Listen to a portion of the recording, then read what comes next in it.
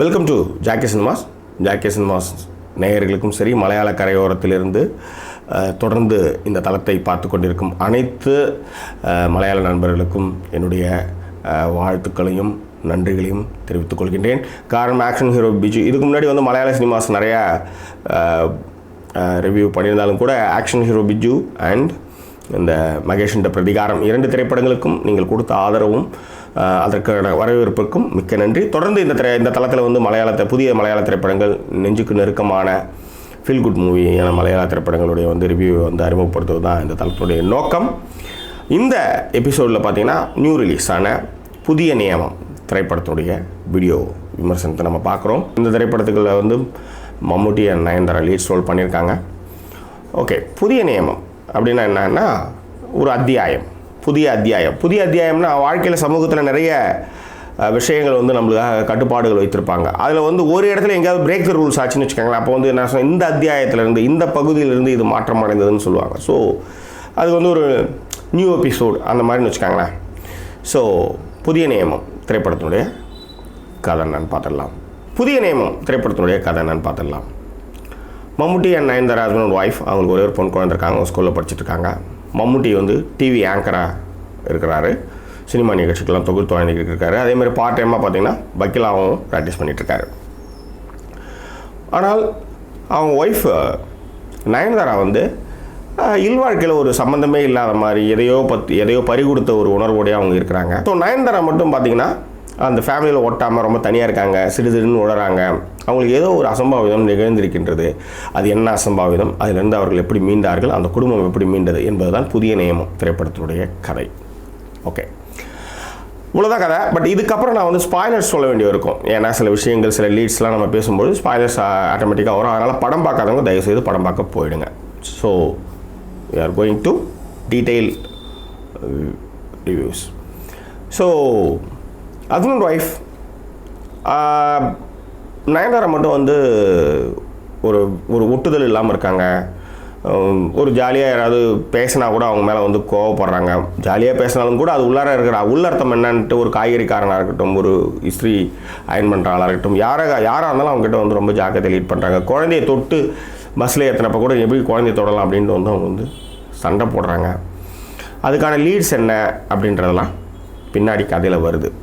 ஒன்று, மம்முட்டி அவருடைய பணியை வந்து மிக அழகாக செஞ்சுருக்காரு. அவருடைய ரோலை வந்து ரொம்ப நல்லா செஞ்சுருக்காரு. ஆனால் என்னென்னா நிறைய பேசுகிறார். ஃப்ரேமுக்கு ஃப்ரேம் பார்த்திங்கன்னா நிறைய பேசிகிட்டு இருக்கிறாரு.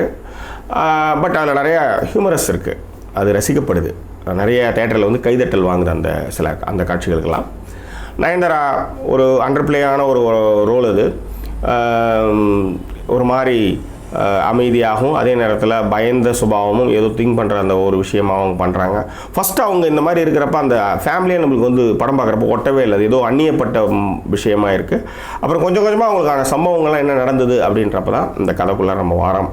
அவங்க வந்து ப்ரூட்டல் ரேப் விக்டிம் அவங்க. ஸோ இதை வந்து இதுக்கான தீர்வுகளை எப்படியெல்லாம் எடுத்துகிட்டு போகிறாங்க அப்படின்றது தான் இந்த படத்தினுடைய 2ஆம் பாகம். முதல் பாதி வந்து ரொம்ப பெரிய பரபரப்பாக இல்லாவிட்டாலும் கூட ஒரு மாதிரி சவசம் சொல்லணும். செகண்ட் ஹால்ஃப் வந்து ஒரு மாதிரி கிரிப்பிங்காக போகுது. இப்படிப்பட்ட ஒரு இடத்துல வந்து மம்முட்டிக்கு வந்து என்ன மாதிரி பெரிய ரோல் கிடச்சிரும் அப்படின்னு நம்ம நினைக்கிறப்ப இல்லை, அது வந்து ரொம்ப நல்லாவே பெஸ்ட்டாகவே பண்ணியிருக்காங்க. இந்த திரைப்படத்திற்கு வந்து மியூசிக் வந்து வினு தாமஸ், பேக்ரவுண்ட் ஸ்கோர் வந்து கோபி சுந்தரம் வந்து பண்ணியிருக்காங்க. இந்த திரைப்படத்துக்கான சினிமாட்டோகிராஃபி வந்து ரூபி வர்கீஸ் ராஜ், விவேக் ஹேஷன் வந்து எடிட்டிங் பண்ணியிருக்காங்க. ரூபி வர்கீஸ் ராஜோட சினிமாட்டோகிராஃபியில் வந்து அந்த பில்டிங்ஸ், அதுக்கான இன்டீரியர்ஸில் எல்லாம் ரொம்ப நல்லாயிருக்கு. மிக முக்கியமாக அந்த ஸ்கூல் ஷாட்ஸ் வந்து ரொம்ப நல்லாயிருக்கு. அதேமாதிரி எக்ஸ்டீரியரில் வந்து அந்த பாழடைஞ்ச பங்களா அந்த மாதிரியான இடங்கள்லாம் வந்து ரொம்ப நல்லாவே பண்ணியிருக்காங்க. ரொம்ப நல்ல அற்புதமான சினிமாட்டோகிராஃபின்னு சொல்லலாம். படத்தோட ப்ளஸ் அப்படின்னு பார்த்தீங்கன்னா ஃபஸ்ட் ஹாஃப் வந்து கொஞ்சம் சவசவன்னு போனாலும் செகண்ட் ஹாஃபில் வந்து கிரிப்பிங்காக இருக்குது. ஸோ அதனால் வந்து கொஞ்சம் சலிப்பு தட்டாமல் போகுது. அதே மாதிரி மைனஸ்ன்னு பார்த்தீங்கன்னா நிறைய லாஜிக் ஓட்டைகள். அதாவது ஒரு விஷயத்தை நோக்கியும் ஒரு தீர்வை நோக்கியும் நீங்கள் போகும்பொழுது லாஜிக்கு மிஸ்டேக்ஸே இல்லாமல் போனால் தான் அது கரெக்டாக இருக்கும். இப்போ உதாரணத்துக்கு திருஷ்யம் படம் இருக்குன்னு வச்சுக்கோங்க. அதில் வந்து ஒரு கொலை வந்து மறைக்கப்பட வேண்டும், ஒரு குடும்பத்துக்காக ஒரு கொலை மறைக்கப்பட வேண்டும். அதனால் சட்டப்படி தவறு என்றாலும் கூட அது நியாயப்படி கரெக்ட்.